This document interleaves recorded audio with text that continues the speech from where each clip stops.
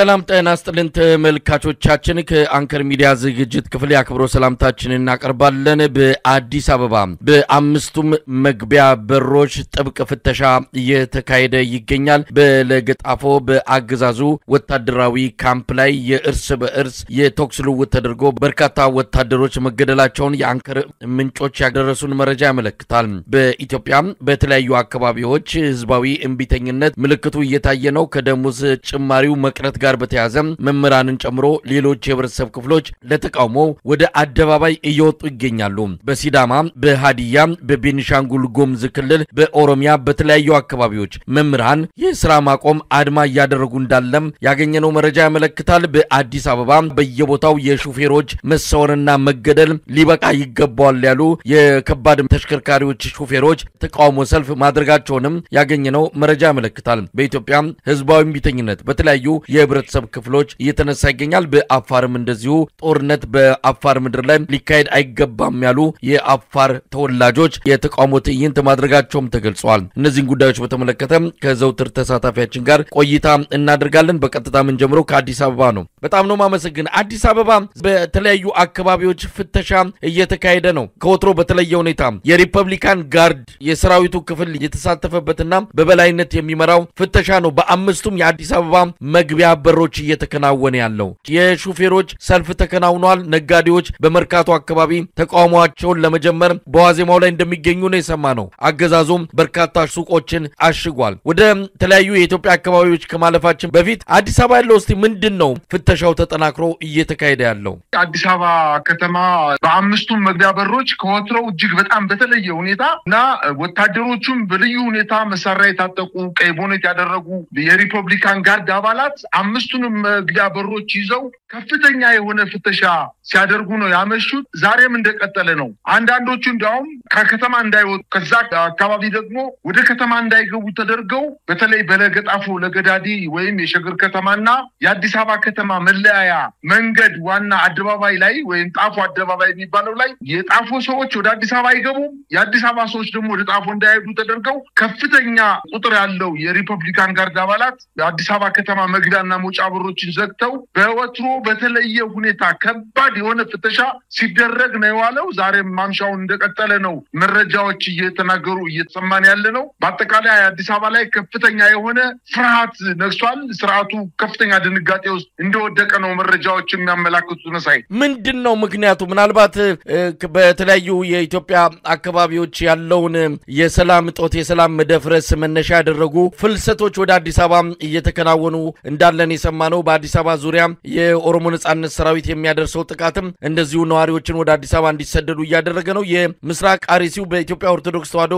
ቤተክርስቲያን እምነት ተከታዮች ላይ የሚካሄደውን ማንነት ተኮር ጥቃት ተከትሎም እንደዚሁ ከፍተኛ ቁጥር ያለው ስደት ወደ አዲስ አበባ እየተካሄደ ነው። አዳነች አቤቤ ከተለያዩ አካባቢዎች ባለው የሰላም መደፍረስ ምክንያት በሚሰደዱ ኢትዮጵያውያን ወደ አዲስ አበባ በሚገቡ ኢትዮጵያን የተነሳ አዲስ አበባ ልትፈነዳ ደርሳለች የሚል እንደዚሁ ስጋቷን መግለጿን የሰማነውና ምንድነው ምክንያቱ? አሁን አምስቱም በሮች እየተፈተሹ ነው። ይሄን ደግሞ የሚያደርጉት የሪፐብሊካን ጋርድ አባላት ነው። ቀይ ቦኔት ያደረጉ እንደሆነም ተሰምቷል። እንደው ምክንያቱን ለማወቅ ተችሏል? እንዲህ አይነት ፍተሻ አልፎ አልፎን ይሰማል። ያሁኑ ግን ጠንከር ያለ ነው። አዲስ አበባ ላይ የሚፈራ ነገር አለ ወይ?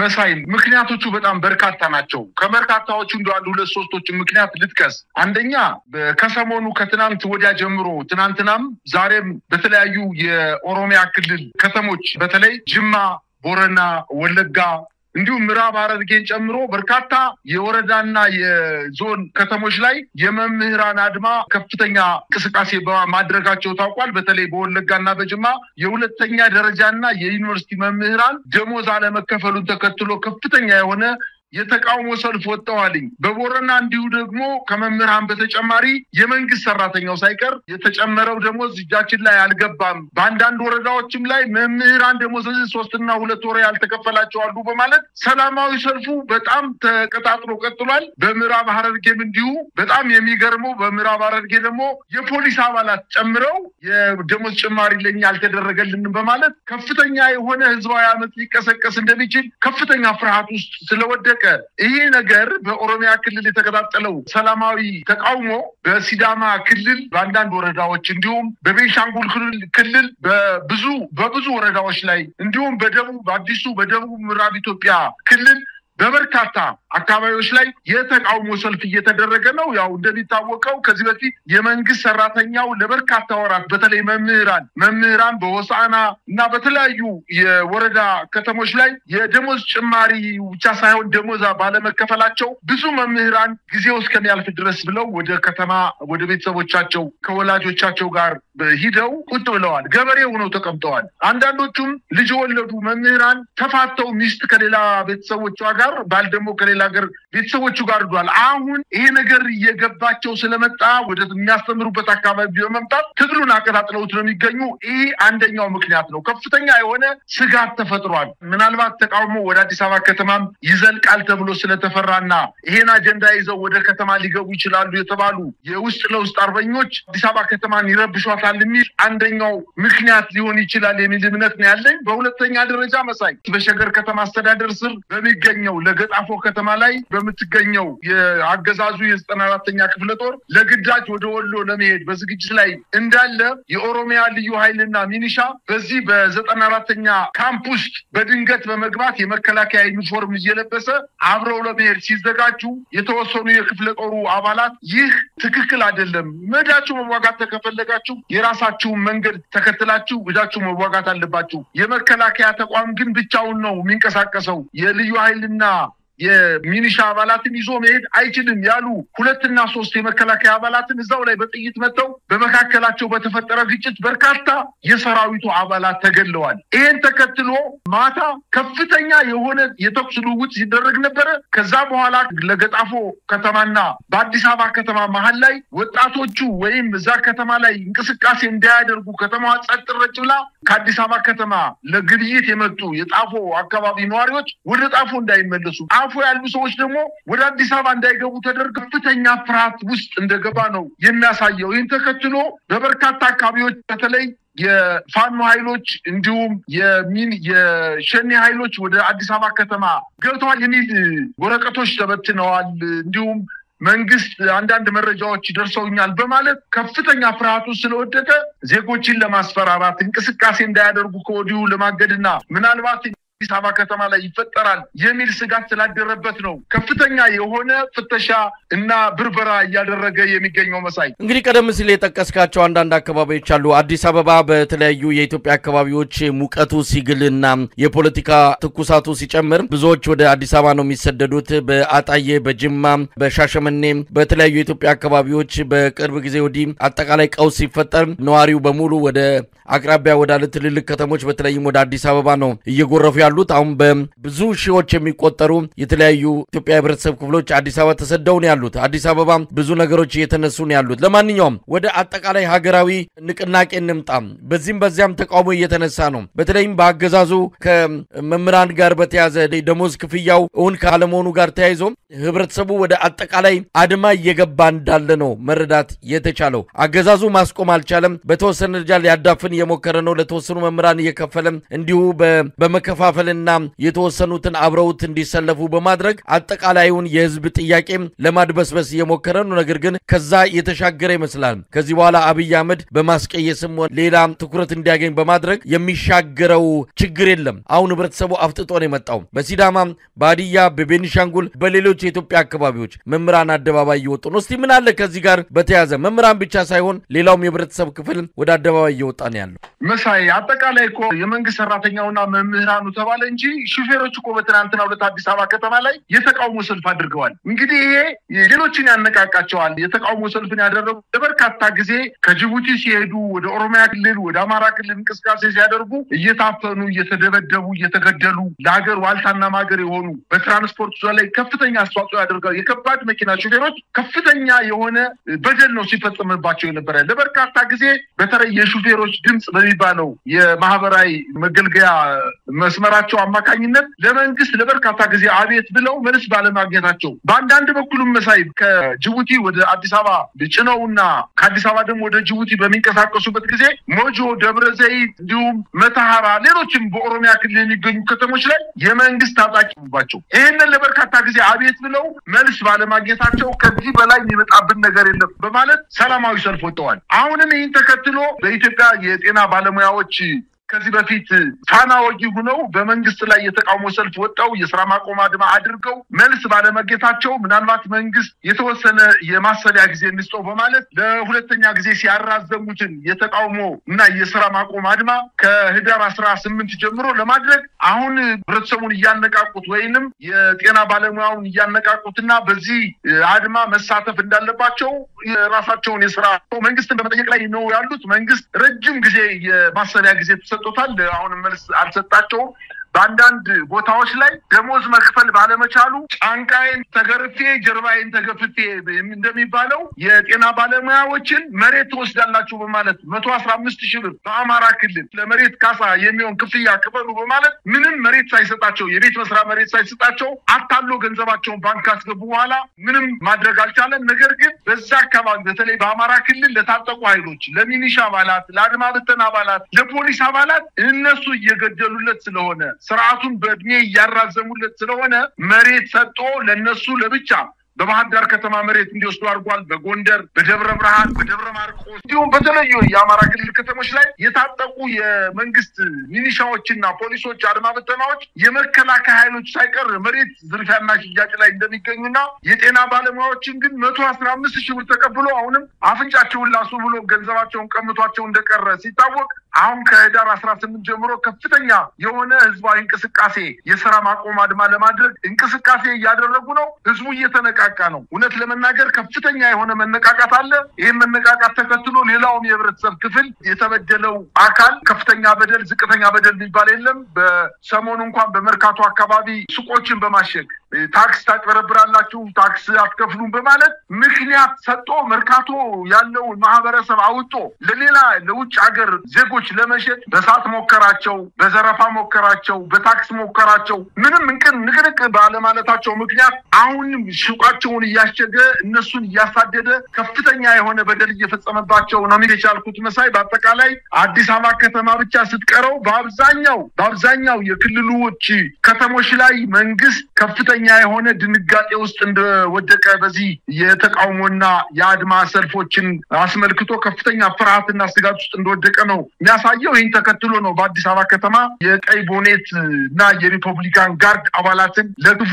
ቀን ያስቀመጣቸውን አውጥቶ በአዲስ አበባ ከተማ ጎዳናዎች ላይ ከፍተኛ የሆነ ማስፈራራትና ፍተሻ እያደረገ የሚገኘው ነው ማለት የምችለው መሳይ። እንግዲህ አጠቃላይ ሁኔታውን እንመልከት። በተለያዩ አካባቢዎች የህዝባዊ ቢተኝነት ዳርዳር እያለ እንዳለ ነው። በሲዳማ፣ በሀዲያ፣ በቤኒሻንጉል፣ በኦሮሚያ በአንዳንድ አካባቢዎች ያው አፋርም ጉዳዩ ሌላ ቢሆንም ህዝባዊ ቢተኝነት ተጀምሯል። ትግራይም ያለው ሁኔታ ይታወቃል። አማራ ክልል እንደዚሁ መላ ሀገሪቱ አብይ አህመድ ሊቆጣጠረው በማይችል በተለያዩ የህዝብ ጥያቄዎች ወደፊት እየገፋ መጥቶ አሁን ከቤት ውስጥ ከማጉረምረምና እንደዚሁ ከትንንሽ እንቅስቃሴዎች አሁን ወደ ገዘፈውና ወደ አደባባይ እየመጣ እንዳለ እያየን ነው። አሁን የአብይ አህመድ አገዛዝ መላቀጡ ጠፍቶታል። ማጣፊያውን ያጠረው ምን ማድረግ እንዳለበት ማያቅም ያው በአዲስ አበባ ባለው ሁኔታ እያፈሰ ወደ እስር ቤት ነው እንዳለ መጋዘኖች የተለያዩ ባለሀብቶች እንደዚሁ ለእህል ብለው ያሰሯቸው የትልልቅ ግዙፍ መጋዘኖች በአሁን ሰዓት የኢትዮጵያውያን መታጎሪያና መታፈያውን ነው። አዲስ አበባ ላይ ነው አብይ አህመድ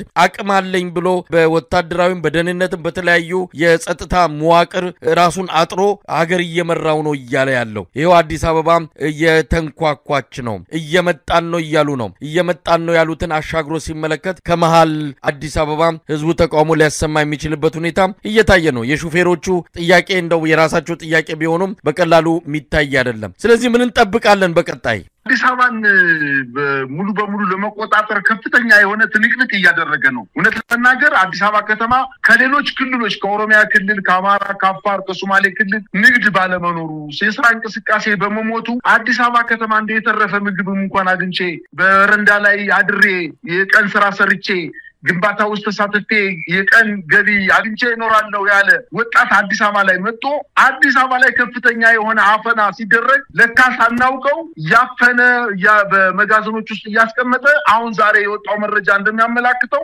እነዚህ በተለይ ከአማራ ክልል ከደቡብ ከኦሮሚያ ክልል የመጡ ወጣትን አፍኖ ህገወጥ የጉልበት ብዝበዛ ለማድረግ በትላልቅ የመንግስት እርሻዎች ላይ እንደወሰዳቸው ዛሬ መረጃዎች ይወጡ ነው። እነዚህ ወጣቶች አንደኛ አዲስ አበባ መቀመጣቸው ከፍተኛ ስጋት ስላስገባ፣ ሁለተኛ ደግሞ የጉልበት ብዝበዛ በነፃ ምግብ ብቻ ያቀረበ በነፃ ብዝበዛ ለማድረግ የተሻሉትን ደግሞ ወታደራዊ ቁመና አላቸው ያሉትን ደግሞ ነጥሎ ወደ ወታደራዊ ማሰልጠኛ ወስዶ ወታደር አሰልጥኖ እድሜውን ለማራዘም ጥረት ያደረገ ነበር። ነገር ግን እንግዲህ ሽል ከሆነ ይገፋል ከሆነ ይጠፋል።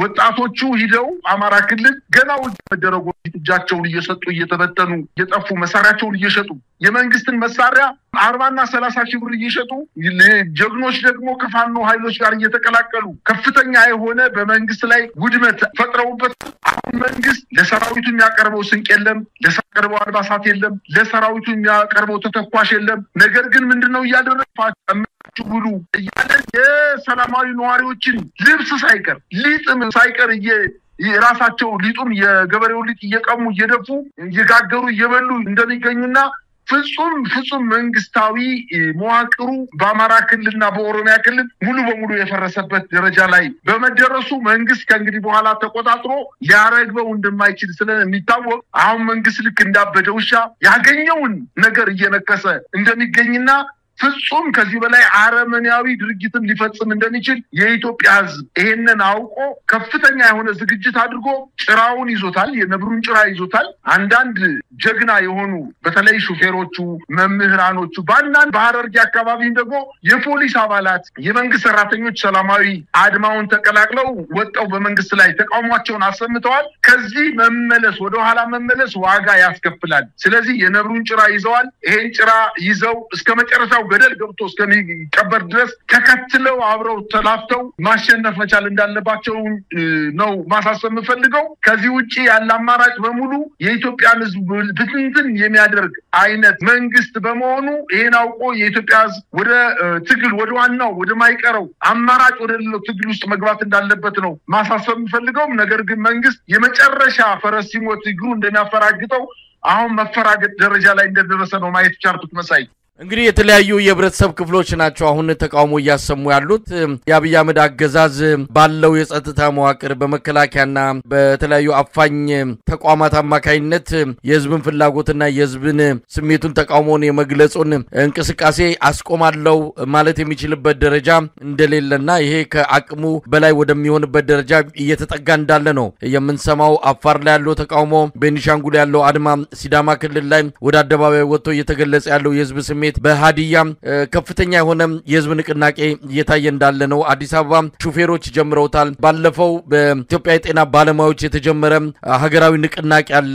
ቀጠሮ ይዞ ነው ኢደር የሰነበተውና አሁን ከዳግም የጤና ባለሙያዎች ተቃውሞ ሊቀሰቀስ የሚችልበት ሁኔታ እየተቃረበ እንዳለ ነው መረጃዎች የሚያመለክቱት። የመሳሪያ ነሱ በትጥቅ ትግል ስርዓቱን እናስወግደዋለን ያሉትም እንደዚሁ ተጠናክረው ስልጠና እየወሰዱ በተለያዩ አካባቢዎች እንደዚሁ ወታደራዊ እንቅስቃሴዎች ያደረጉ የአብይ አህመድ አገዛዝን ያዳከሙ ነው ያሉት። መጪው ጊዜ ለብልጽግና እጅግ አደገኛ ነው። ምናልባት ምን ሊያደርግ ይችላል? አብይ አህመድ የመጨረሻው ደረጃ ላይ የደረሰ እንደሆነ ምንም ጥርጥር የለውም። ሰሞኑን ከኢትዮጵያ ኦርቶዶክስ ተዋሕዶ እምነት ተከታዮች በአርሲ እየተፈጸመባቸው ካለው መጠነ ሰፊ ግድያ ጋር በተያያዘ ያደረገው ቲያትርና ድራማ በራሱ ምን ያህል ተስፋ እንደቆረጠ ምን ያህል ነገሮች ከጁ እንደወጣ የሚያመላክት ነው ማለት እንችላለን። እንግዲህ የተቃዋሚ ፓርቲዎች በአዲስ አበባ ከአገዛዙ ጫና ውስጥ ቢሆንም እንኳን የራሳቸውን ድምጽ ይዘው የቀጠሉ አንዳንድ እውነተኛ ተቃዋሚዎች አሉ። ይሄንን የህዝብ መነሳሳት ይሄን በየአቅጣጫው የሚታየውን አጠቃላይ እንቅስቃሴ መልክ ያለውና ኢትዮጵያን ሊያሻግር በሚችል መልኩ ምናልባትም ኪሳራም ካለ ኪሳራውን በጣም በሚያሳንስ መልኩ ለውጥ እንዲመጣ የማድረግ ኃላፊነት አለባቸው። ከፍርሃት ቆፈን ወጥተው ይሄ የተነሳሳውን የህዝብ ስሜት ወደ አንድ ማዕከል ወደ አንድ ኢትዮጵያን ወደሚለውጥ አጠቃላይ የፖለቲካ ሽግግር ሽግግር እንዲመጣ ማድረግ አለባቸው ያንበሳ ድርሻ እንዳላቸው ማመን አለባቸው እንግዲህ መጪው ጊዜ ለኢትዮጵያ በጣም ወሳኝ ነው አብይ አህመድ እየተዳከመ ቁልቁለቱን አፋጥኖ ያዝበት ሁኔታ ነው ያለው ሌላው የህብረተሰብ ክፍል የኢትዮጵያ ነጻነትና አንድነት የሚፈልግ ደግሞ በጣም ኃላፊነት በሚሰማው መልኩ መጪውን ጊዜ በጥንቃቄ ወደፊት እንዲሄድ ማድረግ ነው ያለበት እንግዲህ ጨርሰናል በማጠቃለያ የምትለው ካለ መሳይ በታሪክ ያምባገነን መሪዎች ህዝብን አዳምጠው አያው መጨረሻ ላይ ከነው ውርደታቸው ነው አንዳንዶቹ በሊቢያ እንዳየነው መሐመድ ጋዳፊ እንዴት ነው ተዋርዶ እንደሞተ ታወቃል በኢራቅም በተለያዩ አፍሪካ ሀገሮችም አምባገነን መሪዎች መጨረሻ ላይ በውርደት የህዝብን ብሶት መስማት የማይችሉበት ደረጃ ላይ ከደረሱ በኋላ በውርደት ነው የሚወርዱት የትኛውም አምባገነን መሪ በክብር ወርዶ አያድም ህዝብንም ሰምቶ አሁን የአብይ አህመድ አገዛዝ የመጨረሻው የአምባገነን የአንድ ግለሰብ የበላይነትን የያዘ ስርዓት ገንብቶ ስለሚገኝ መካሪም ዘካሪም ለለው በዙሪያው ተሰብስቦ የሚገኙ በሙሉ ልክ እንደ ሳሎን ውሻ ሐሳብ የማያቀርቡ እዚህ ተቀመጥ ሲሏቸው የሚቀመጡ ተነስ ሲሏቸው የሚነሱ ስለሆኑ መፍትሄ ሊያመጡለት ባለመቻሉ በችግር እየገዘፈ ሄዶ መጨረሻ ላይ በውርደት ነው የሚጠናቀቀው ማለት ይቻላል አንተ እንዳልከው የመሪ ባይኖረውም የኢትዮጵያ ህዝብ አሁን ሰላማዊ ትግሉን አስተባብሮ እንቅስቃሴ ባያደርግም ሌላ ምርጫ የለውም ባይኖርም ራሱ ህዝቡ መሪ ይመርጣል ምክንያቱም ይዳል ብሶት ደግሞ መሪን ይፈጥራል የአዲስ አበባ ከተማ ብቻ ሳይሆን አጠቃላይ የኢትዮጵያ ህዝብ መሪ መፍጠር አይቸግረውም ከብሶቱ አንፃር መሪ ፈጥሮ ታግሎ ይህን ስርዓት የሚያስወግድበት ጊዜ ሩቅ እንዳልሆነ ይታየኛል ነው ማለት ምችለው መሳይ በጣም ነው ማመሰግነው እንግዲህ ነገሮችን እንከታተላለን ከተለያዩ የኢትዮጵያ አካባቢዎች የሚመጡትን መረጃዎች ያያየን ነው በሲዳማ የተጀመረው ህዝባዊ እንቢተኝነት በተለይ በመምራን እየተካሄደ ያለው ተጠናክሮ ቀጥሏል ተጨማሪ ወረዳዎች ትምርት በማቆም ተቃውሟቸውን እየገለጹ ይገኛሉ በሃዲያ ትምርት አቁመዋል አብዛኛው ትምርት ቤት በተለይ በሆሳና አንድ ማስታወቂያ ያያየው ነው ለትምርት ቤታችን መምራንና ሰራተኞች በሙሉ የሚል ነው ዛሬ ከቀኑ 8 ሰዓት ላይ በትምርት ስራ ጉዳይ ከሚመለከታቸው ባለስልጣናት ጋር በመነጋገር በህዳር 3 2018 ጀምሮ በስራ ገበታ ሁሉም መምራር በክፍል ውስጥ በመገኘት ስራ እንድትጀምሩና እየተከፈለ ላለው መደበኛ ደሞዝ ስራውን መስራት ግዴታ መሆኑን አውቃችሁ ማንኛውም ጥያቄ ደረጃ በጠበቀ መልኩ የሚከናወን ሆኖ ነገር ግን ይህን ወደ ጎን በመተው በስራ ገበታ የማይገኝ መምህር የትምህርት ቤቱን ዲሲፕሊን በሚፈቅደው መሰረት ለመጠየቅ የሚገደድ መሆኑን ትምህርት ቤቱ በጥብቅ ያሳስባል ነው እንግዲህ እንዲህ አይነት ማስፈራሪያዎች ነው በየትምህርት ቤቱ እየተለጠፈ የሚገኘው አሁን ካንተ ጋር ያወራው ባለው ሰዓት ከአዲስ አበባ አንድ መረጃ እየደረሰኝ ነው ኮርዶቫ አካዳሚ ይባላል የኮርዶቫ አካዳሚ ለወላጆች ለተማሪዎች ወላጆች ያስተላለፈው መልእክት ነው ሰላም በእናንተ ላይ ይሁን ከትምህርት ጽፈት ቤት በተጠየቀው መሰረት ዝቅተኛ ገቢ ላላቸው ማህበረሰባችን ለመርዳት የሚውል በተማሪ 30 ብር ስለተጠየቀን ለልጆቻችሁ ሰጣችሁ እንድትልኩልን በትህትና እንጠይቃለን ነው እንግዲህ ተማሪዎች አዋጣው ዝቅተኛ ገቢ ለሚያገኙ የማህበረሰብ ክፍሎች እንደዚሁ ገንዘብ ለመስጠት ግዴታ ተጥሎባቸዋል ትምህርት ቤቶች እጅግ በጣም የሚያሳዝን ነው አብይ አህመድ እዚህ አይነት አደጋ ላይ ነው የጣለንና በጣም የሚያሳዝን ነው በሲዳማ ያለውን ሁኔታ በተመለከተ አሁንም መረጃ እየደረሰን ነው የቦና ወረዳና የሻፋሞ ወረዳ መምህራን ወደ ተቃውሞ መግባታቸውን የሚገልጽ መልእክት ነው ይላኩልን እንግዲህ ህዝባዊ እንቢተኝነት ኢትዮጵያ ውስጥ ተጀምሯል ማለት ይቻላል ይህን አቀናጅቶ ስርዓቱን ለማስወገድ በሚያስችል መልኩ ንቅናቄውን ማሳደግ ይገባል የፖለቲካ ፓርቲዎች የሲቪክ ተቋማት ሚዲያዎች እዚህ ላይ ርብርብ ማድረግ ይተበቅባቸዋል ቀጣዩ ጊዜ ለኢትዮጵያ ወሳኝ መሆኑ ነው ለመግለጽ የምፈልገው መሳይ እንደው ባንድ አረፍተ ነገር ብቻ ሐሳባችንን እንዝጋው ይመስለኛል የሞኝ ለቅሶ መልሶ መላልሶ ይላል አባቶች ሲተርቱ ይሄ ስርዓት ጅል ስርዓት ነው በቃ የመፍትሄ ስርዓት ስላልሆነ ሁሉ ጊዜ የሚከተለው መንገድ አንድ መንገድ ነው አንድ ሰው አንድ መንገድን ተከትሎ መፍትሄ ካላመጣ ሁለተኛ ያን መንገድ ተከትሎ መፍትሄ ካላመጣ መንገዱን ነው መቀየር ያለበት ሐሳቡን ነው መቀየር ያለበት በየትኛው መንገድ ቢሄድ ነው ችግሮችን መፈታው ብሎ ማለት አለበት ሁሉ ጊዜ ማታለል ሁሉ ጊዜ ማጭበርበር ሁሉ ጊዜ መሸወድ እንደ መንግስት ፍጹም የሚያስኬድ አይደለም ሐኪሞችን ሸወደ መምህራንን ሸወደ የመንግስት ሰራተኛን ሸወደ ወታደሮችን ሸወደ አጠቃላይ የኢትዮጵያ ነጋዴ ሹፌሮችን ሸወደ የሽወዳ ስርዓት የትም አይደርስም አያዛልቅም አያስኬደውም ስለዚህ እውነቱን ተጋፍጦ ከዚህ ህዝብ ጋር መታረቅ ነው ያለበት ይሄ ስርዓት እኔ በመንግስት ባለስልጣን በክብር ወርጄ ለኢትዮጵያ አስተዋጽኦ አደርጋለሁ ብሎ አሁን ጥያቄ ሊሆን አይችልም ሰዎች በጅምላ እየተገደሉ በሚቀበሩበት ሀገር ላይ የሃይማኖት ተቋማትን በእጁ ይዞ ይህንን ዋና ወንጀል ለመሸፈንና እኔ እጄ የለበትም ለማለት ከፍተኛ ጥረት እያደረገ ያለ ስርዓት ከዚህ ስርዓት ምንም የሚጠበቅ ነገር ባለመሆኑ እንዲሁ የኢትዮጵያ ሕዝብ ከስርዓቱ ምንም አይመጣም ብሎ ይሄን ስርዓት አውርዶ መጣል ከጫንቃው ላይ አውርዶ ጥሎ መቅበር ነው ያለበት ነው ማለት ምችለው መሳይ በጣም አመሰግናለሁ ሁኔታዎችን እንከታተላለን ነገሮች በፍጥነት እየተቀያየሩ ነው በተለያዩ የኢትዮጵያ አካባቢዎች በአራቱም ማዘናት ህዝባዊ ንቅናቄዎች ሊካሄዱ ይችላሉ አገዛዙ ደሞዝ አልከፈለም አሁንም ደሞዝ መክፈል ሳይችል ቀርቶ ከሐምሌ ጀምሮ ከአዲሱ የበጀት ዓመት ከሐምሌ ነሐሴ መስከረም ጥቅምት አራተኛ ወር አልፏል ደሞዝ ሳይከፈል አሁን ጥቅም ህዳር ላይ ነው ያለነው ስለዚህ አገዛዙ መደበኛ ደሞዝ እንኳን መክፈል ያልቻለባቸው አካባቢዎች እንዳሉ ነው የሰማነው እንኳን ጭማሪውን ለመክፈል አሁን ጭማሪውም ይከፈለን የሚሉ ድምጾች እየበረከቱ ነው አብይ አህመድ ማጣፊያው አጥሮታል ሀገር መምራት አልቻለም አሁን ነው የኢትዮጵያ ህዝብ ሆ ብሎ ይሄንን ስርዓት ማስወገድ የሚገባው እንግዲህ ምከረው እምቢ ካለ መከራ ይምከረው ነው የኢትዮጵያ ህዝብ መክሮታል ዘክሮታል ታግሶታል አሁን የመጨረሻው ምዕራፍ ላይ ይገኛል እንግዲህ አብረን የምናየው ይሆናል በጣም ነው ማመሰግነው እኔም ማመሰግናለሁ